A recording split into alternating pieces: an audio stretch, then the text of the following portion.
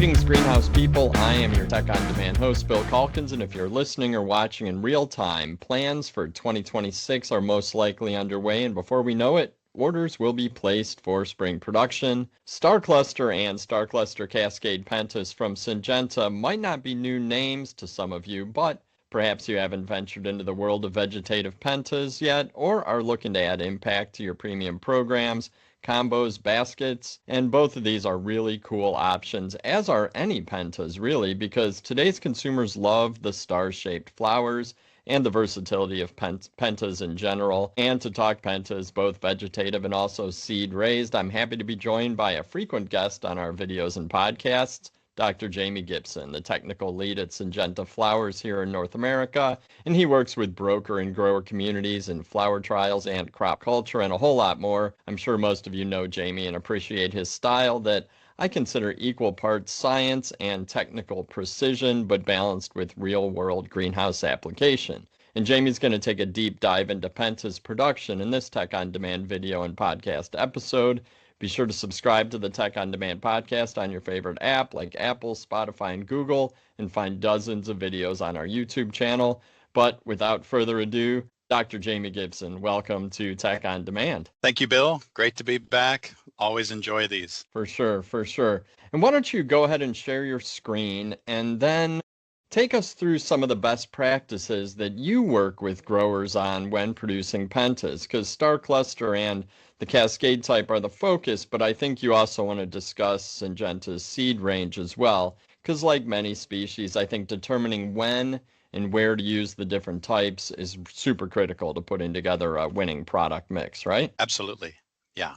Yeah, we're fortunate at Syngenta Flowers to have both the vegetative types, the Starcluster, Starcluster Cascade types, and then a few seed series. So we've got a cascading seed series called Beehive with 4 colors. We've just introduced 3 exciting new colors, and the garden trials are really showing really high performance. And then we've had our BeeBrights, which are our more compacts, and we have a little higher vigor series called HoneyCluster, more for gallons or larger containers. So kind of the best of both worlds, really options for the grower.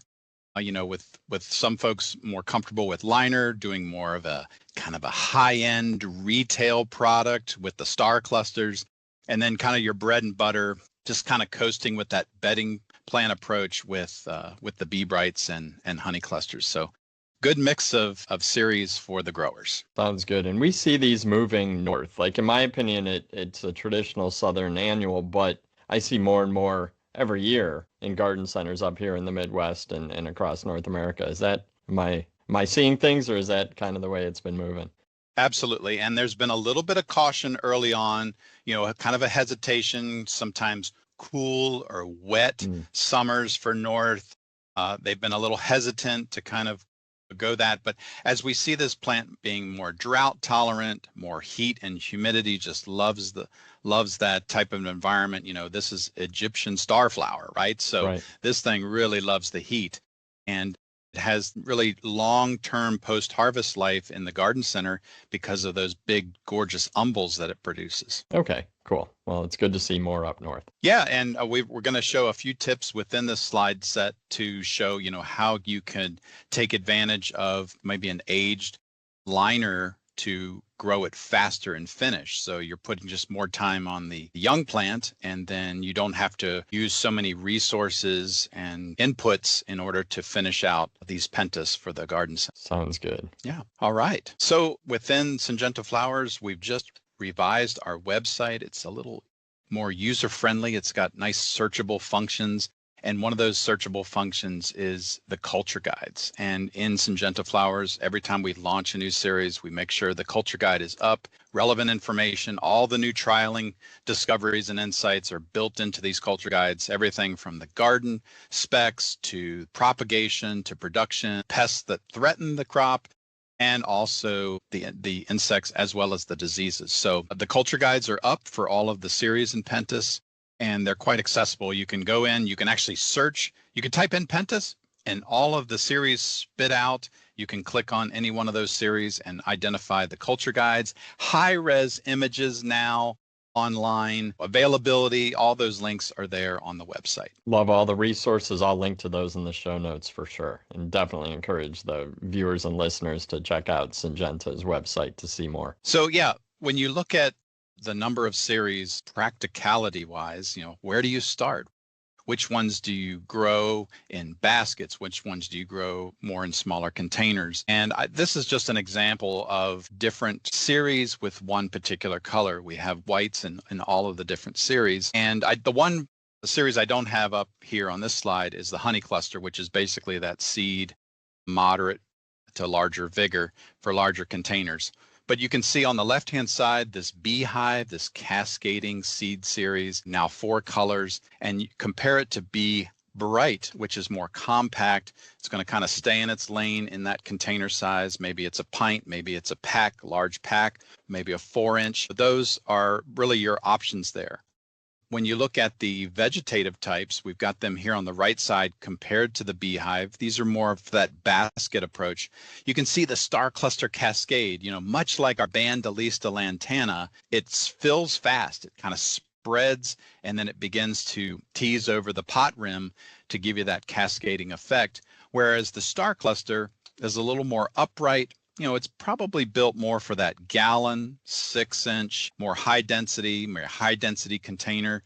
Really, those cascades give you that ability to fill the basket and start to spread on the vegetative side. Because these crops don't have an overly aggressive habit like the Beehive, which really starts to branch and break because it doesn't require a pinch. The Starclusters are going to take roughly about 10 weeks, and they're going to require maybe one more plant per basket in order to kind of give you that retail look. Whereas the Beehive, you could put 3 288 plugs in this particular container size, and then you get the fill. And when you look at Starcluster Beehive, you're pretty much growing these about the same time, roughly about a 10-week program given proper temperature, but this just gives you those options. And when we look at how many plants per pot, all of that is broken down within the culture guide to give the grower specific protocol regimens for production. The potential for Pentas is tremendous, from seed to vegetative. And here's just kind of some interesting new looks of the use of Pentas.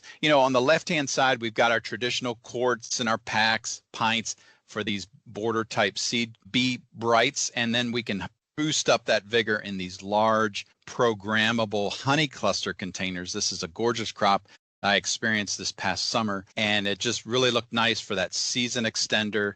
The grower could basically program these the way they want because they kind of program the seed plug all the way to finish. But look where we're also taking seed Pentas,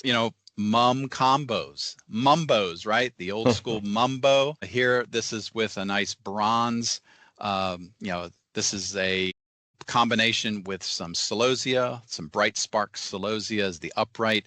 We're putting in Beehive as kind of that spiller in that mumbo. So you've got kind of those gorgeous bronzes and with that red, and then you have that kind of natural characteristic of the Beehive kind of cascading over the container for more of that high-end retail look with mums, just to kind of take it to that next dimension. The bottom picture here is Starcluster Cascades, where we're seeing in garden performance, really you get that pendulous habit, that tease over the container and basket. But for the grower, it's production efficiency, faster to fill, great for those baskets. And then the final one I want to mention is the patio playbook approach, where these aren't necessarily quick combos, but they're using multi-species in the container. One that we found really very successful is the blending of these vegetative Nirvana vinca in with Starcluster and Starcluster Cascade. They really play well with one another, especially the Cascades. They give you those different tones of pinks and whites, even blending them with some of these novelty Nirvana colors. It really just gives you that nice classy look for that high-end retail for the season extending experience. And then we've now started to blend the new Fanatics Scavola, the new series that basically replaced Bombay, now using the Fanatics pink here with this Starcluster Cascade pink.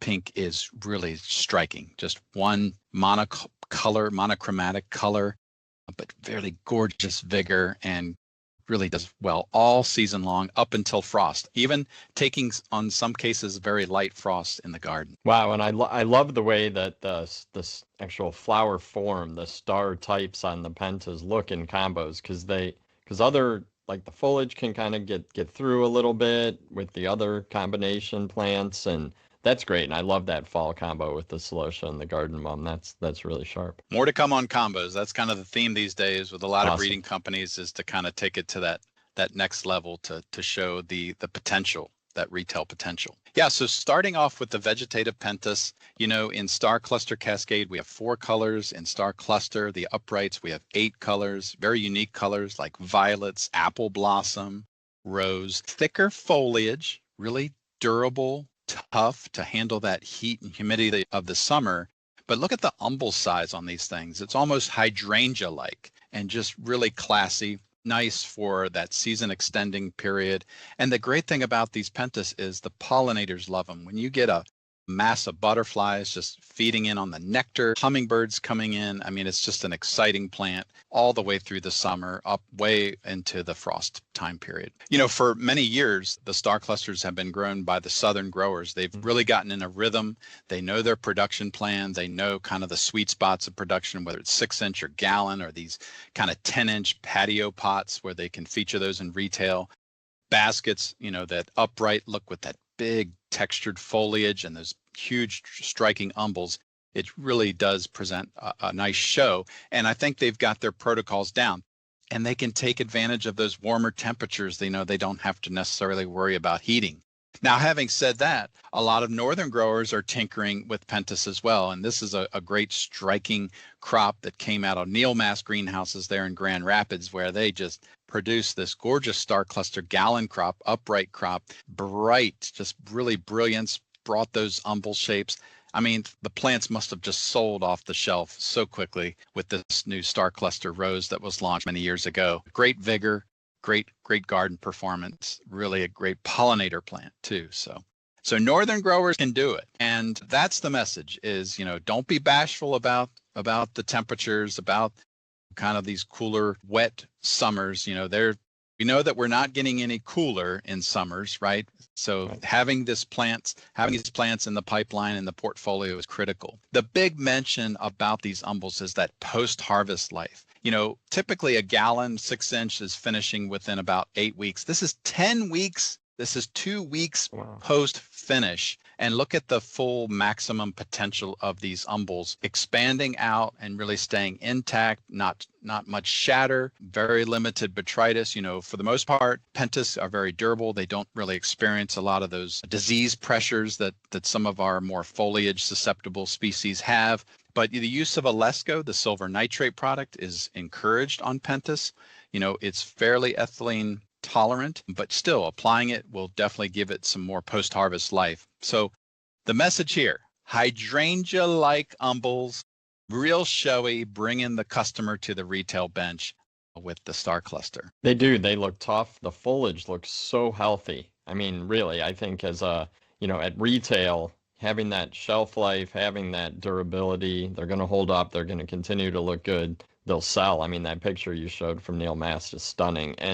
But yeah, to me, it's just that healthy foliage, big, tough plant. That's, I think, what shoppers are looking for these days. And the good news is the pH doesn't have to be super high on the vegetative pentas. We'll get into those details here shortly.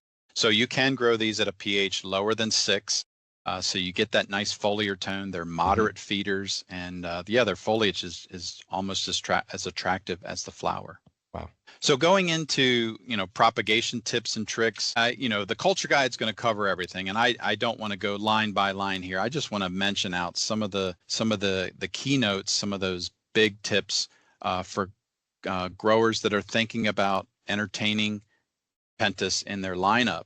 They like the heat, right? So you got to have those warm bottom heat temperatures closer to 74 degrees than 72. We actually encourage most root and cells to bring in these vegetative pentas after week 6, especially the northern growers. Those northern growers, if they're bringing them in too early, there's always the risk of cold chain damage. All these polar vortexes that sometimes occur in January and February can wreak havoc in shipping.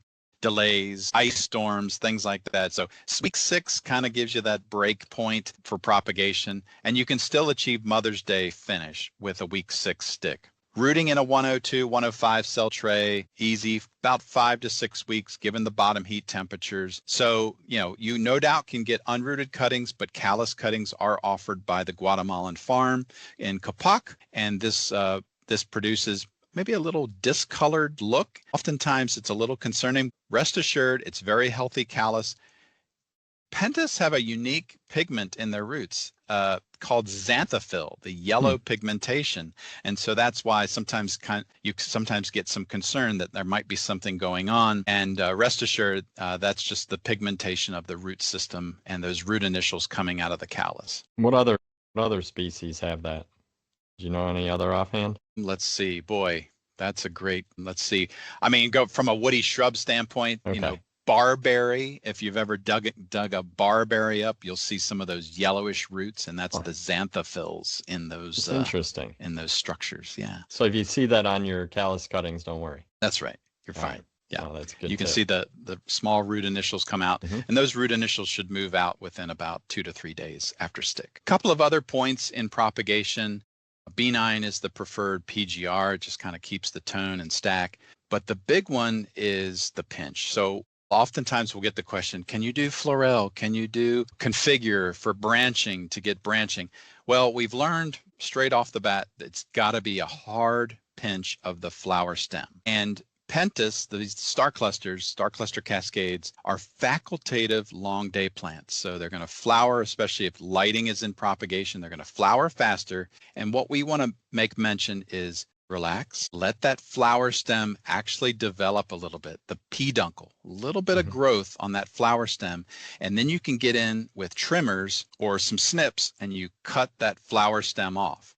And what happens sometimes is propagators will just kind of roll out the buds as they form and prop, and that's really discouraged. We really want you to get a hard pinch of that flower stem. So just maybe wait till about week 3.5, 4, and then go in and give that hard pinch. And it's very amazing. As soon as you do that hard pinch, quite quickly, those lateral breaks start to push out from the sides. And that's where you would want to incorporate maybe a little bit of bonsai. You can do a light bonsai drench or a sprench, and that just kind of keeps those lateral breaks in check. They can really push and accelerate quite quickly in warm propagation environments. So that's what we're mentioning here is be ready with that PGR after that hard pinch of the flower stem, okay?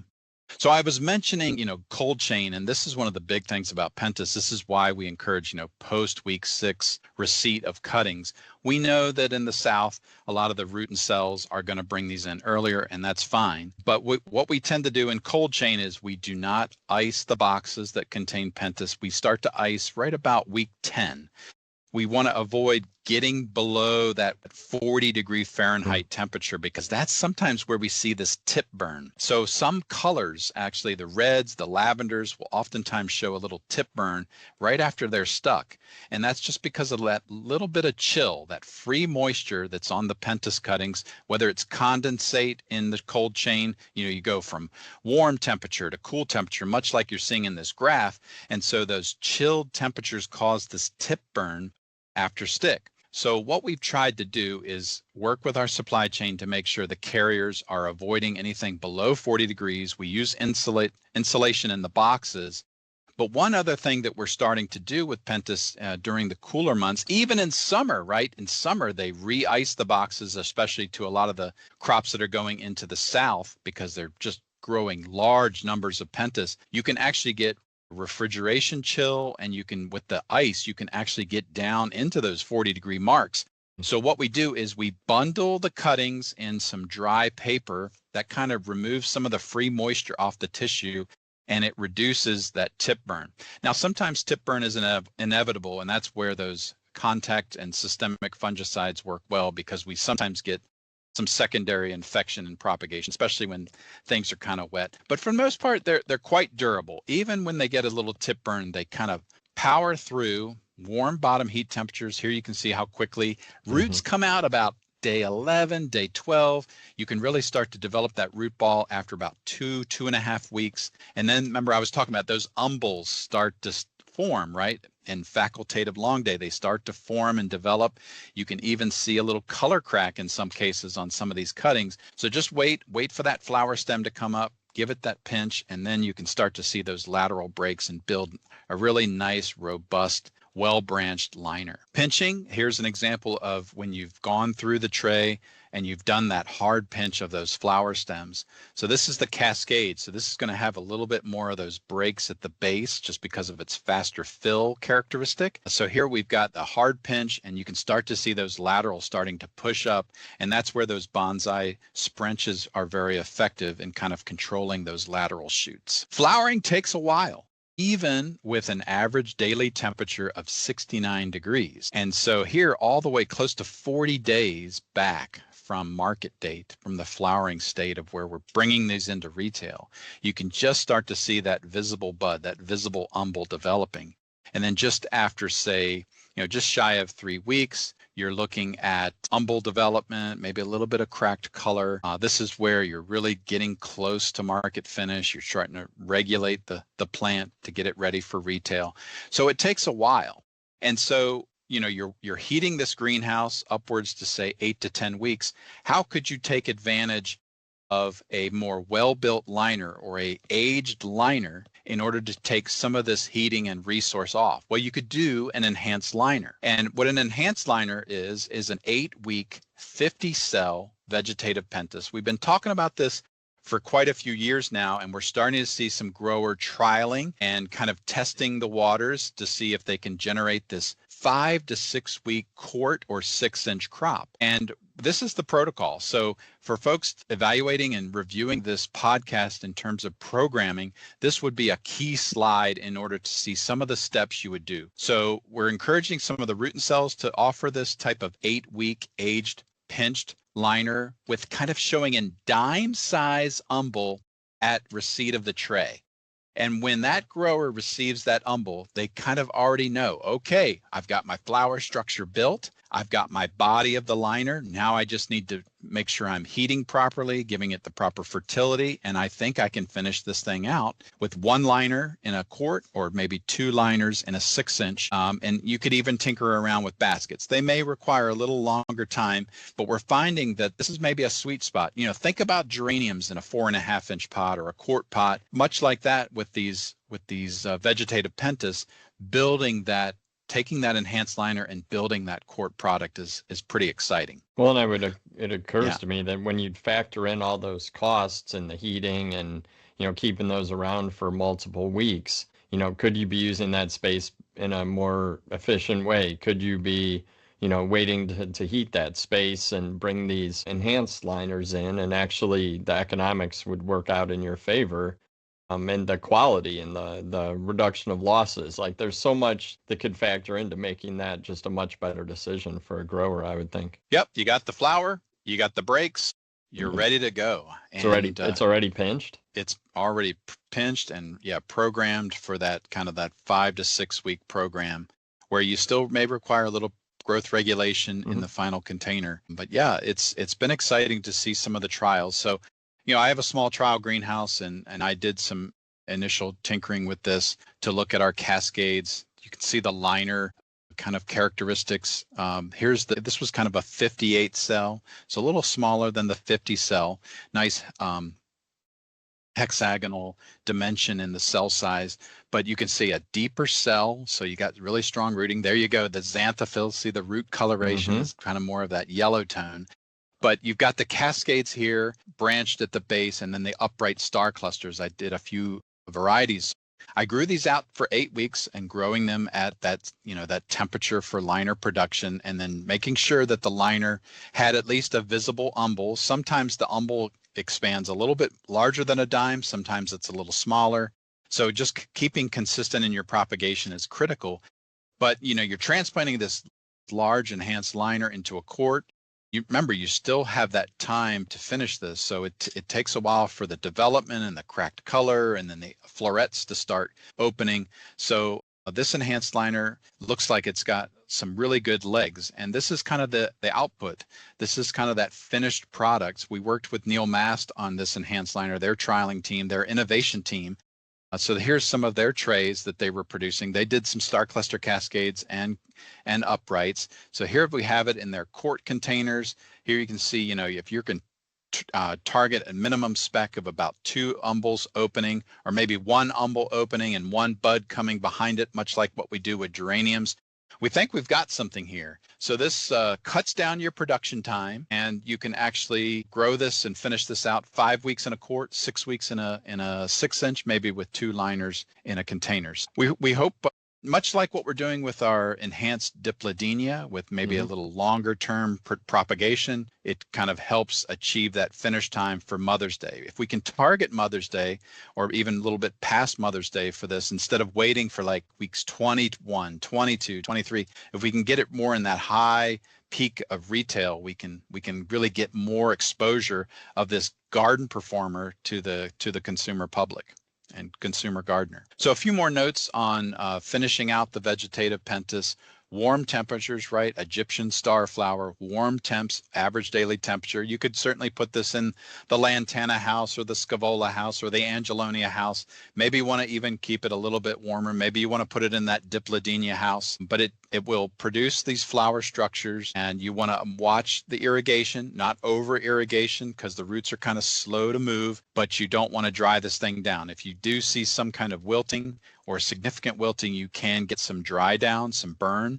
And the final note here is pH is not as sensitive as the seed crops. So the vegetative crops can actually tolerate a little lower pH. And in fact, we've heard that the Starcluster Cascades, through some trialing of our trialing team, has found that the pH can go maybe a little bit lower than the upright Cascades. So the Cascades can maybe tolerate a little bit lower pH. But my recommendation, stay north of 5.8.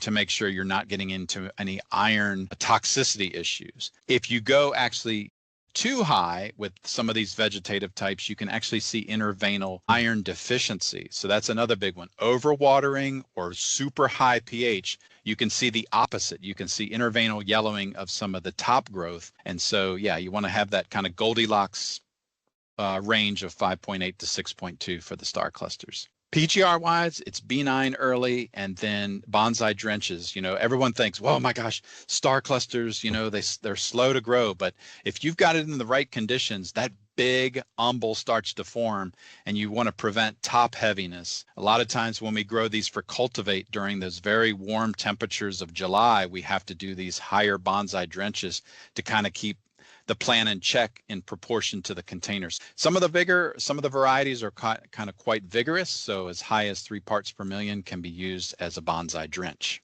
And this just shows you again, you of course could pinch the plants in propagation, even in the 105 cell. Some folks don't. They wait until they transplant and it develops that initial flower stem. Remember, Bill, what I was saying, that peduncle? Give that peduncle maybe about an inch, or maybe a little just shy of an inch, maybe about 1.5 centimeters, close to 2 centimeters. Give it a little bit of space, and then give it that hard pinch to guarantee that you're going to break apical dominance, and really you can see those lateral shoots are starting to really form. So that's your goal, is to get 4 nice shoots from that 2-node pinch. Programming, pretty straightforward.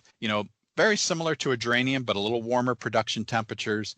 You're looking anywhere, say, from 8 to 11 weeks based on container size. Again, you can cut 3 to 4 weeks off if you're using more of the enhanced, longer aged liner, but you definitely got to watch your temperature. Staying on target will keep these timings right. If you're growing them a little too cool, it's going to definitely slow down development. So you really want to be mindful of too cool of a temperature. You can really, really slow down crop production time. And then, one of the final notes before we kind of wrap up the summary of vegetative Pentas. Bonsai drenches are very effective. A few weeks before finish, you can go in. This is a lot of work that was done by Dr. Harvey Lang, formerly with Syngenta Flowers Technical. He did a lot of work of looking at ranges of bonsai drenches, anywhere, say, between 1 to 3 parts per million, depending on the vigor. Most of these will respond to about 2 parts. It'll keep that plant proportionate to the container. And you get the garden performance. If you do too high of a concentration, you really restrict the ultimate potential of these plants in the garden. These really, you want to make these really nice and robust, either in ground or the container. So drenching them too heavy is really going to suppress vigor and garden performance. So yeah, in summary, just a few notes. Enhanced liners are going to help warm temperatures, and watch your PGRs. So not too much. Use B9 early. Use those bonsai drenches to kind of keep the plant in check.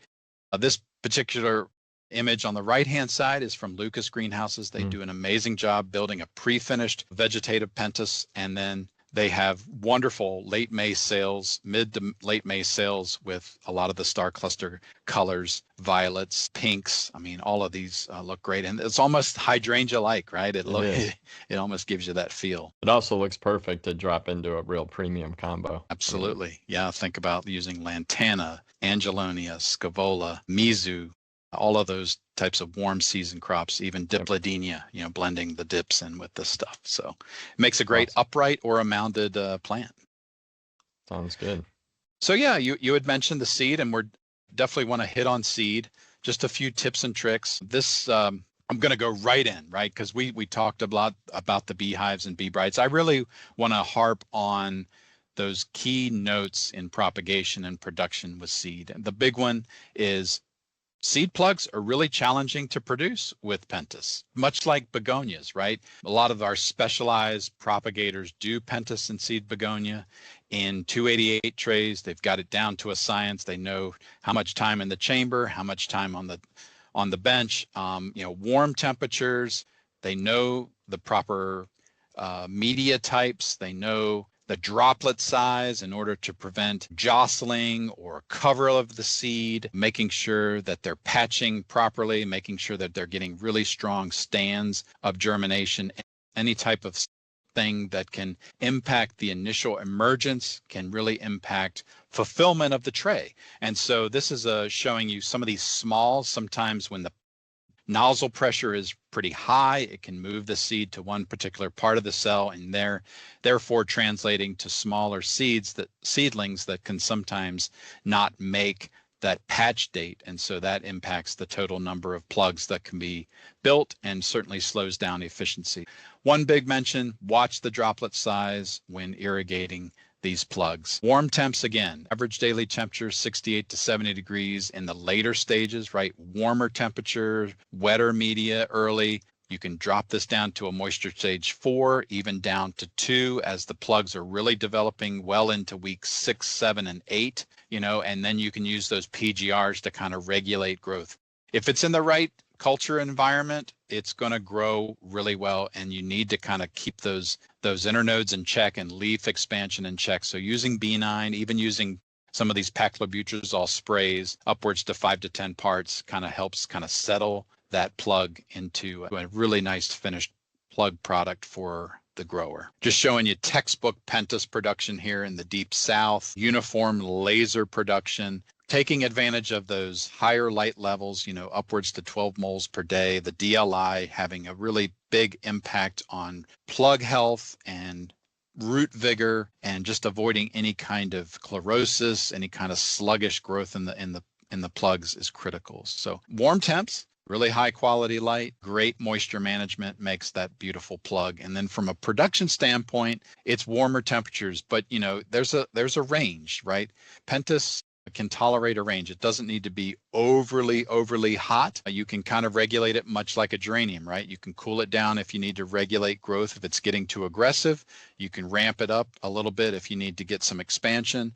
But again, to target the light levels, closer to 20 moles per day. These are facultative long day plants. So if you need to do supplemental lighting, you can certainly accelerate the flower structure that way. Most of these seed Pentas, they're free branching. There's no need for a pinch. And you see the development of the plant and the flower buds as you get closer to market date. Big one, huge. pH management with seed Pentas, big. Just like geraniums, just like marigolds, you want to try to keep that pH well above 6.2. So, marigolds, we kind of say 6.1. Geraniums, we kind of say 6.0 and above. Pentas, just to be on the safe side, to avoid that tip burn and blackening. So it's blackened tissue.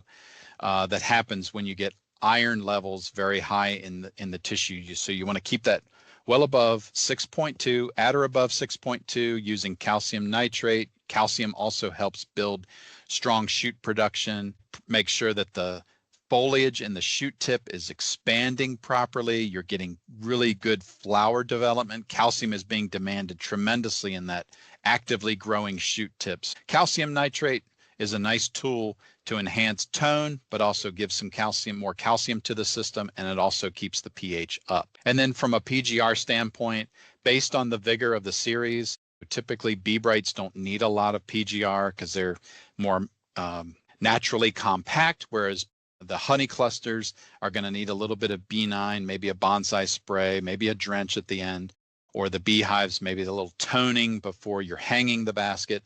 So really based on the culture guide and what its recommendations are, use those PGR recommendations to grow the best proportionate to the container. And then we have programming.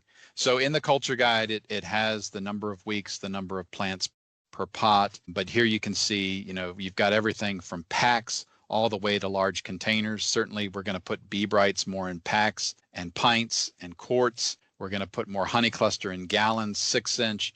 We're going to put HoneyClusters in these larger containers, and then the Beehives, of course, were built for the baskets. Also, you could put them in quarts as a combination plant, right, where certain customers are going to make a thriller, filler, spiller. They're going to use the Beehives more as a spiller effect in the container. So it gives you those options. It gives you all the programming. And then we always base it on a scenario. What size plug? What's the average temperature, to kind of give the grower an idea of the environmental conditions that resulted in these production times. If a grower was adding pentas to their program, to whether it was a contract they got from a landscaper or something, whatever reason they're deciding in 2026 to add pentas to their program, would you just suggest they buy in plugs versus trying to learn how to propagate them themselves? I would definitely recommend for anyone first timing this, maybe they're they've done really well in the petunia market. They've done great with marigolds. They're getting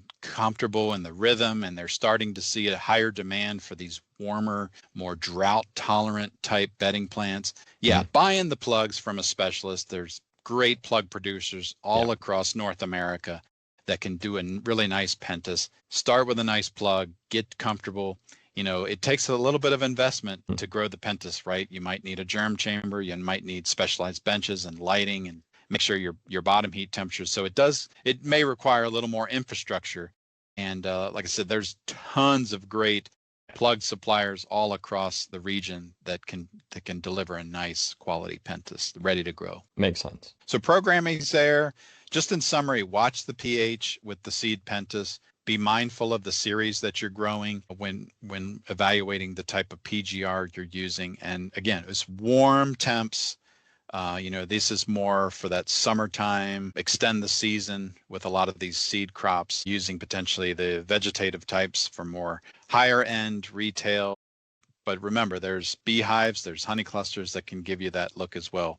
It really depends on the right retail spec that you're looking for, depending on the garden center requirements. So with that, I think that covers our vegetative and our seed tips on pentas.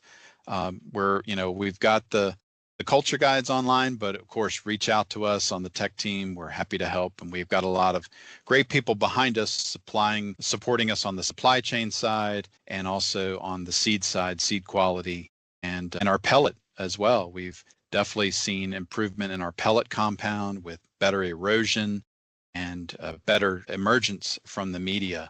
So that's also helped the popularity of our seed pentas and fulfillment for the plug grower. That's awesome. I love hearing about the seed technology, the enhanced liners, just all the work that you and the team put into making sure that the grower who's receiving this has the absolute best chance for success. And it's also fun to see different types of pentas in the market. You've got the trailing types, you've got the big, vigorous vegetative types. I mean, it really is, it's one of those crops that has multiple uses. And like I said earlier, I think just the flower form, the durability is right on trend with what today's consumers want. So pentas have been around for a long time, but it's time for a resurgence, right? Absolutely. And think hydrangea size umbels to get, it's an alternative to the geranium. While we love our geraniums at Syngenta Flowers, these Pentas umbels are quite attractive and really can bring the customer to the bench. That's cool. That's cool. Well, Jamie, thank you as always so much for your time. I always appreciate you and the entire team at Syngenta who delivers solid technical resources. Shout out to your website. The new searchable ability to find culture on your website is great. I've used it myself. I've shared it myself, and I know that growers appreciate that. And you guys are always so happy and willing to work with us whenever we call. So I definitely appreciate it. Thank you. And thank you, Bill. And a quick reminder, you can find dozens, if not hundreds, of tech-on-demand educational resources online. Send a newsletter every week covering a range of cultural and technical topics. We've created tons of videos for greenhouse professionals of all skill levels, and the podcast is a great way to learn about technical topics on the go. You can subscribe to that on Apple Podcasts, Spotify, just about anywhere you find podcasts. And on behalf of Team of Tech on Demand and our friends at Syngenta Flowers, thanks for listening. Thanks for watching. Take care out there.